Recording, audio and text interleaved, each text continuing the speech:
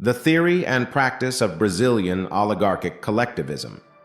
For didactic purposes, let us begin with the proclamation of the Republic in 1889, through the military coup led by Marshal Deodoro da Fonseca. Apparently, he was not fully aware of his actions, being manipulated by the oligarchs of his time, as historians report, mentioning that when surrounding the parliament, he shouted, "Long live the emperor."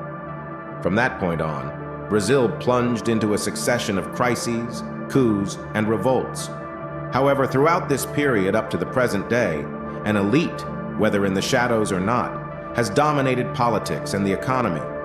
In the so-called Old Republic, the oligarchies linked to the production of cattle, milk, and coffee took turns leading the country through the coffee with milk policy, represented by the coffee-growing Paulistas and the dairy cattle breeders from Minas Gerais. Subsequently, a new elite, eager for power, led a revolution in 1930, known as the 1930 Revolution, led by a politician from Rio Grande do Sul. This initiated a dictatorship that lasted for 15 years. It seems that at the time, the Brazilian people did not mind the dictatorship much, as long as it did not affect the cost of living. To this day, Getulio Vargas is revered by some groups, especially those on the left end of the political spectrum, despite his sympathies for Italian fascism. His popularity was such that after leaving office, he ran for president and won the election, although he did not complete his term due to suicide in 1954. Afterwards, there were more upheavals, partly driven by the global context of the Cold War. Revolutionary groups, encouraged by Fidel Castro's success in Cuba, emerged and began operating throughout Latin America. I will not go into details, as the aim is not to give a history lesson, but to provide a general overview of the facts. In this way, the two political sides clashed, culminating in the military coup of 1964. The oligarchies chose their sides. 2 decades later, the regime weakened, and the military withdrew from the political scene.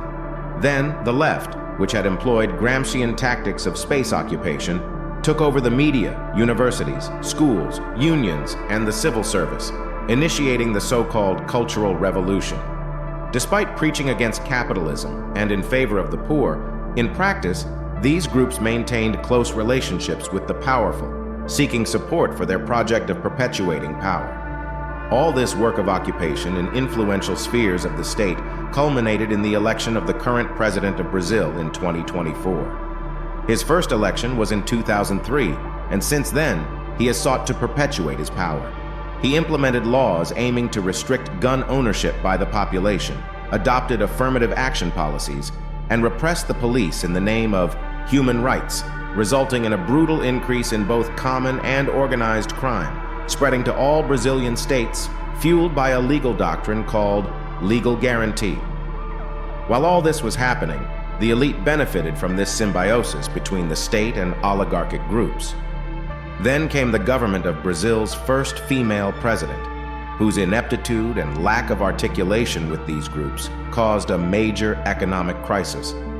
Supposedly, the hidden elite removed her from power, thus interrupting the continuity of the Workers' Party's power plan. During this period, the largest anti-corruption operation emerged, dubbed Operation Car Wash, in which several businessmen and politicians were accused, tried, convicted, and imprisoned. This had never been seen before in Brazil's history.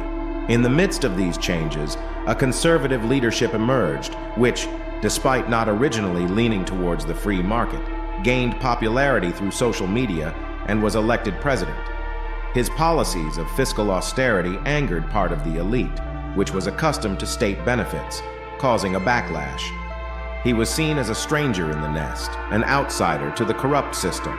Although not an academic and never having written a book, he somehow embodied the aspirations of the people, which were antagonistic to those of the dominant elite. His government was attacked through a conspiracy between the judiciary and smaller leftist parties, who contested every presidential measure in court, especially in the federal Supreme Court. After his term, a wave of lawsuits and investigations was initiated with the aim of making him ineligible. Before the end of his term, the Supreme Court deemed the trial against the former president irregular, annulling his conviction and making him eligible again.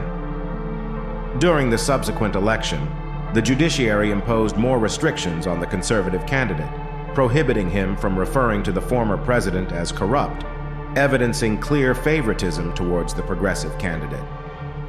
After the election, the current president adopted policies of excessive spending, political use of public offices and state-owned companies, tax increases, and no cuts in government spending.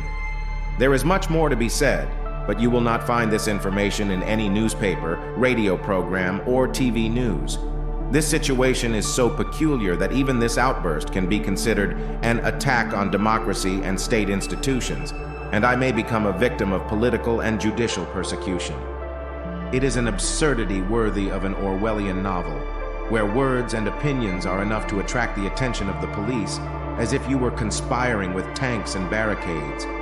But they need to silence any opposing voice. I hope they realize their mistakes and backtrack, and that sovereignty returns to the people.